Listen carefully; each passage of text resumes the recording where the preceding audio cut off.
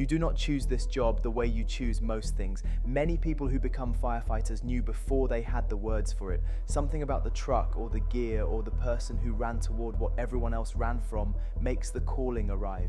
You grew up wanting to be the person who showed up when everything was falling apart. The first real call hits differently than training. Training is controlled, but a real fire does not follow a script. You remember the smell first, then the heat as a physical wall pressing against your gear. Fire is loud in a way nobody tells you. It moves and breathes and talks. You come out, sit on the back of the truck with adrenaline draining, and someone hands you water. A busy urban fire station responds to between 8 and 14 calls per shift. A shift lasts 24 hours and you might sleep 3 of them. Most calls are not fires and you are trained for everything at any hour. The physical toll is well documented with cardiovascular disease, chronic injury, hearing loss, and higher cancer rates. The physical toll gets talked about, but the other toll is quieter. There are calls you put away. You develop this skill early because you have to.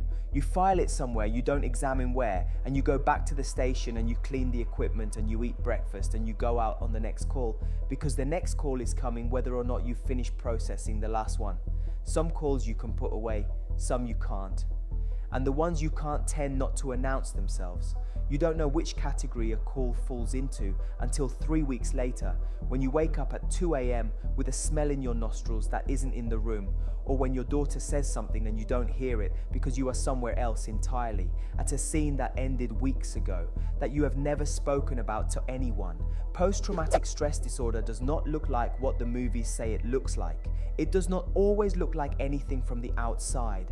It looks like a man at a dinner table who is present enough to pass. It looks like someone who can hold a conversation, do his job, come home. Inside, there are calls playing on a loop that he has no mechanism to stop. Sounds surface without warning in unrelated moments. A smell in a restaurant that sends him somewhere he doesn't want to be. Hypervigilance, the constant scanning for danger that was adaptive at the scene and becomes exhausting everywhere else.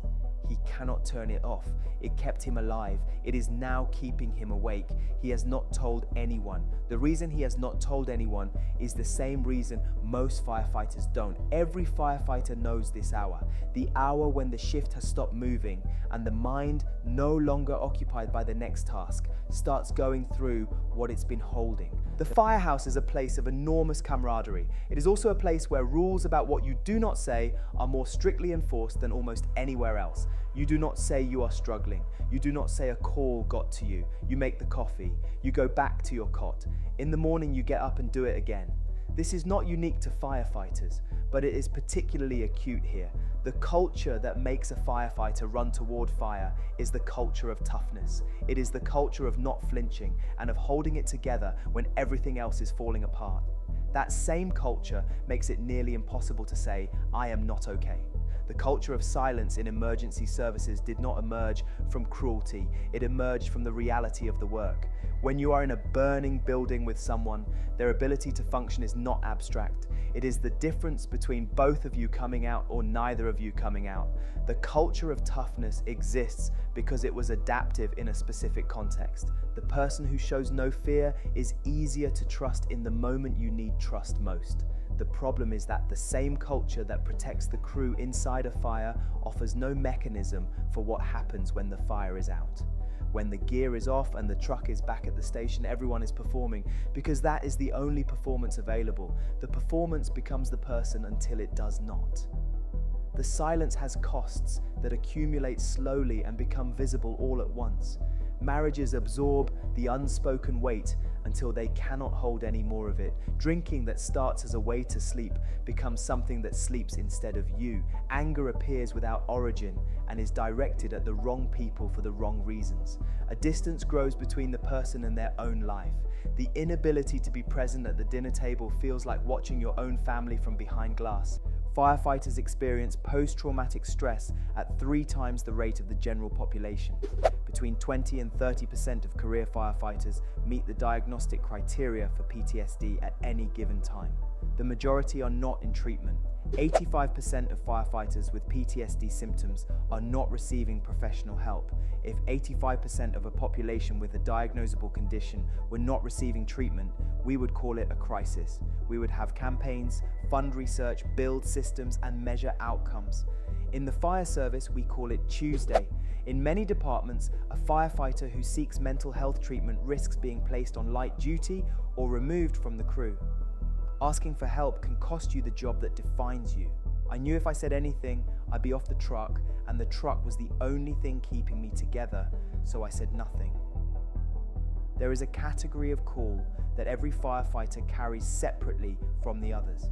We are not going to describe it in detail.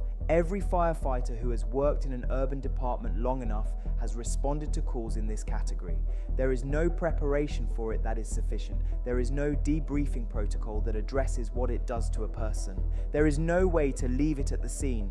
It goes home with you. It sits at your dinner table and is there in the dark when you are trying to sleep. The proximity of your safe child down the hall is not comfort, it is its own specific weight. Firefighters report these calls as the single most significant source of traumatic stress in their careers. They are almost never discussed in debriefs, therapy, or between crew members. They are filed in the same place as everything else, except they don't stay filed. Here is what the silence protects. It is not just the job or the crew, it is the family that does not know what he saw last Tuesday. The daughter knows him as the person who picks her up at school and makes terrible pancakes on Saturdays. The wife loves a person she can see only partially because part of him has been somewhere he cannot bring her. In 2015, a firefighter named Jeff Dill retired from the Palatine Fire Department in Illinois and founded the Firefighter Behavioral Health Alliance. His purpose was simple: to collect data on firefighter suicide that nobody else was collecting. He used that data to force the conversation that the culture had spent a century suppressing. He found numbers that shocked even him. He took those numbers to fire departments across the country and said, "This is what silence costs. This is what we are losing. And we are losing it because we built a system that treats asking for help as weakness." He was not the only one. The San Antonio Fire Department implemented a mandatory peer support protocol after the death of 3 firefighters by suicide in 2 years. Mandatory, not optional. After traumatic calls, the crew debriefs twice, once for the tactical, once for the human. Both are required. In the first year, requests for mental health services in the department increased by 340%. Not because the need increased, but because the stigma decreased enough to make asking possible. In Phoenix, the fire department began employing embedded behavioral health clinicians who work in the firehouse and ride along. The model removes the barrier of walking through an unfamiliar door because the clinician is already there. The conversation can happen naturally. The results include reduced substance abuse reports, improved crew cohesion metrics, and a documented reduction in suicidal ideation among participating firefighters. The change is slow and incomplete. Many departments have not moved, but the data is building. The data is being collected by firefighters for firefighters. In a culture that respects evidence and distrusts outsiders, the messenger is the message. Our firefighter sits in a quiet moment at the station while an older lieutenant takes a seat beside him. It is not a formal check-in, just one person who noticed something and decided to mention it. The firefighter deflects at first with an "I'm fine," but the lieutenant does not accept it and waits. Something the lieutenant says makes the firefighter look at the floor, then look up and begin to say something real. The station operates normally around them, the truck being checked, someone cooking, while a significant conversation unfolds. The research is consistent on one point. The most effective intervention is not a program or a helpline, it is a person.